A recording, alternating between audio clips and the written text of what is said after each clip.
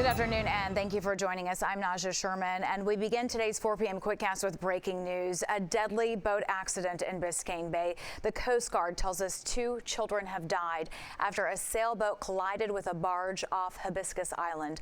Multiple agencies responded to a frantic search and rescue shortly after 11 this morning. Divers pulled 5 children and 1 adult out of the water. They became trapped under the barge. 2 children are in the hospital. 1 child and an adult were not injured. The children are all under the ages of 12. We're going to have live team coverage starting on CBS News Miami at 5 o'clock.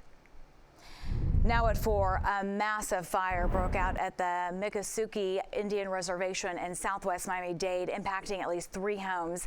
CBS News Miami's Peter Dinch has the latest from the reservation. We are getting some brand new information from Sherry Tiger of the Miccosukee Indian Reservation. She has lived here her whole life. Authorities say the blaze erupted around 8:40 last night here off Southwest 8th Street at 377th Avenue. 25 Miami-Dade fire rescue units responded, and this was upgraded to a 3rd alarm fire for more manpower due to winds spreading fire embers and exposed power lines. Sherry Tiger tells me 3 structures were destroyed: her aunt's home, an indigenous craft learning center, and a historic cheeky hut. Still can't believe what we see right now, that it took a couple of buildings down. This was a family camp that went down traditions like 40 years, 50 years. This is my family's camp. It's really tragic and it's very sad. You know, I feel so, I don't know, for my aunt and her family, they lost everything. People were evacuated during this fire. Authorities tell us no one was hurt.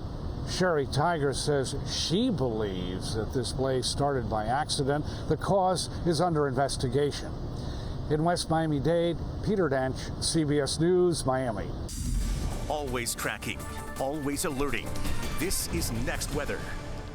All right, everybody, good afternoon. Hope you enjoyed the weekend. You know, it was hot, but it was seasonally hot, right? So we had temperatures in the lower 90s, exactly where we should be for this time of year. But the feels like temperature in Miami only went up to 100 for a couple hours throughout the entire weekend. And that was a result of lower humidity. Well, that's about to change. Humidity is coming back.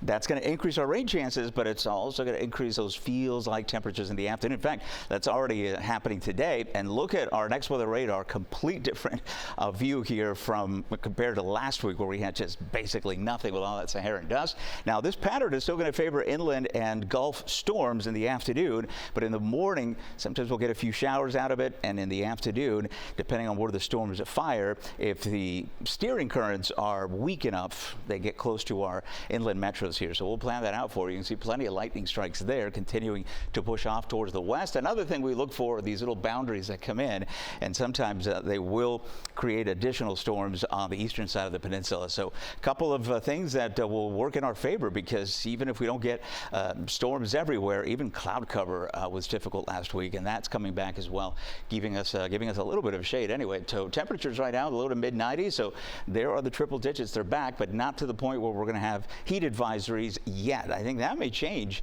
as we continue to increase the humidity into the rest of the weekend. We could be looking at heat index values or feels like numbers into that range, and so we may get some advisories from the Weather Service. All right, so here is next weather rain tracker for the rest of tonight, and we'll continue through tomorrow with some shower activity through the morning. But notice that by 2 o'clock, you'll see some storms very close to the metros here. So I think it's going to be one of our highest rainfall chance days, because the winds are not going to push everything quickly to the west. That will happen though on Wednesday, and so for Wednesday, it's lower rain chances as a result. So that's kind of the little pattern change that we have coming up over the next couple of days, but at least it's something to get us in better shape here as far as the lack of rainfall.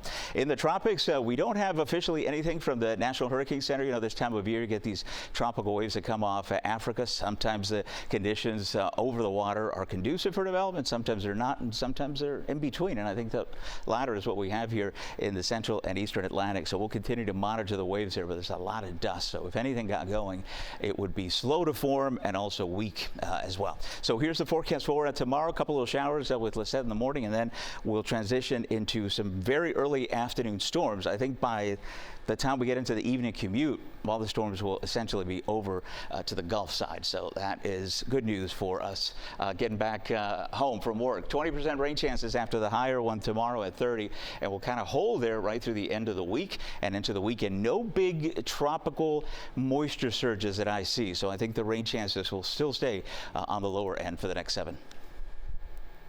Ivan, thank you. The trial is underway in Broward County for Adam Crispo. He's accused of murdering his girlfriend, Sylvia Galva, back in July of 2019. Galva was killed when a spear pierced her chest. That murder weapon was shown in court today.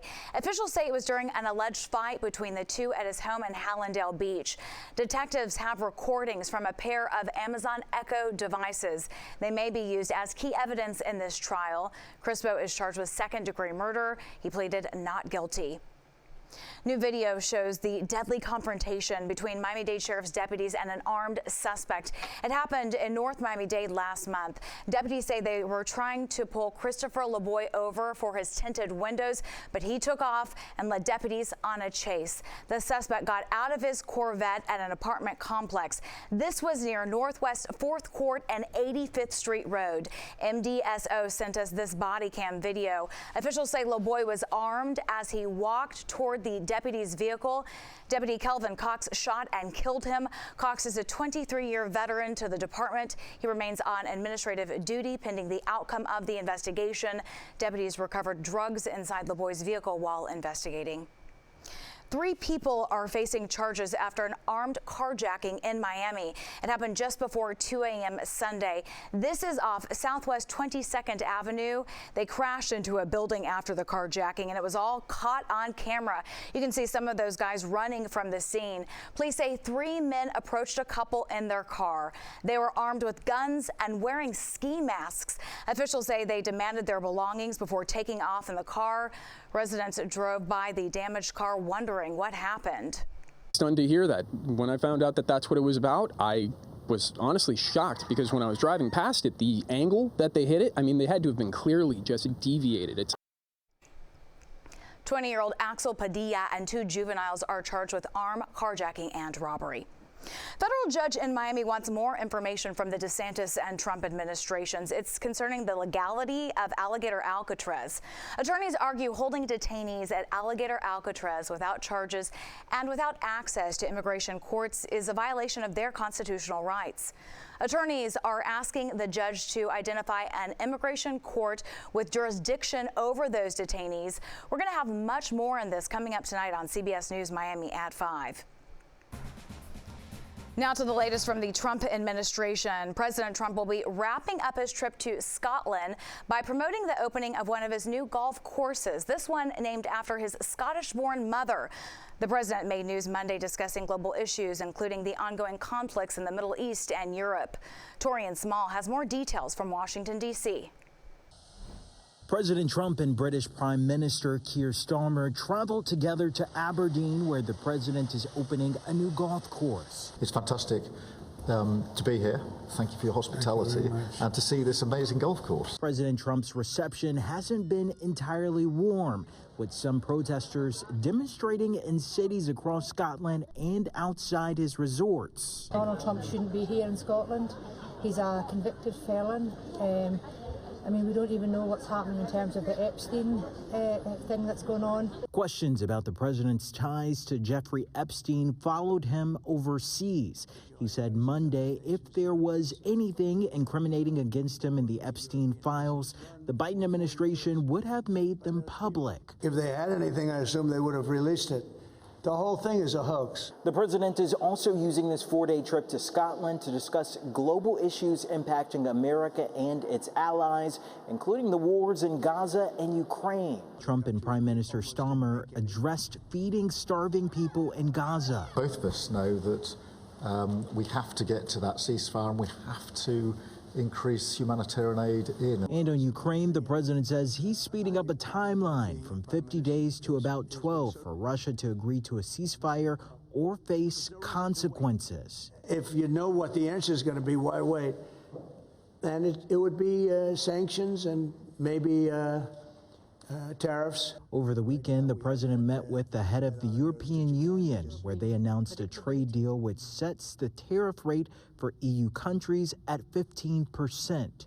Torian Small, CBS News, Washington, D.C.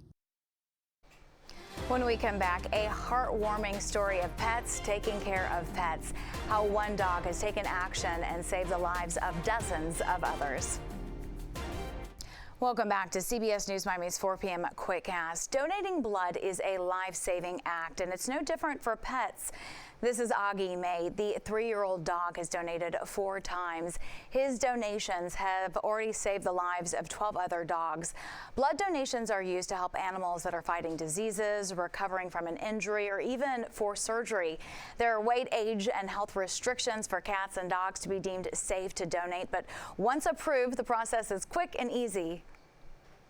It's not invasive, really. We're just taking a small amount of blood. And again, the whole thing takes about 10 minutes. Some vet clinics and organizations offer incentives for pet blood donors, like free health screenings, blood work, food, even heartworm medication. Check with your local vet for more information. One walk across America was not enough for a Florida man on a mission to promote mental health awareness. Kendall Edwards began walking in January of 2022 from Jacksonville Beach to Long Beach, Washington. He covered nearly 3,300 miles over 15 months. Now his new goal is to reach the 4 corners of the country while fundraising on foot to support mental health recovery. Sometimes somebody just needs to know that they are cared about, that somebody does love and care about them, and sometimes it comes from a stranger. And if I get to be that stranger, it's awesome. I still struggle with things, but it's the keeping that cup half full over half negative. Love what he is doing. The journey is also a personal triumph for Edwards. He battled mental illness and drug addiction. So far, he has raised more than $16,000 for the nonprofit Addicted to Athlete. And that does it for CBS News Miami Quickcast. I'm Najahe Sherman. Stay tuned for more news right here on CBS News Miami, and have a great day.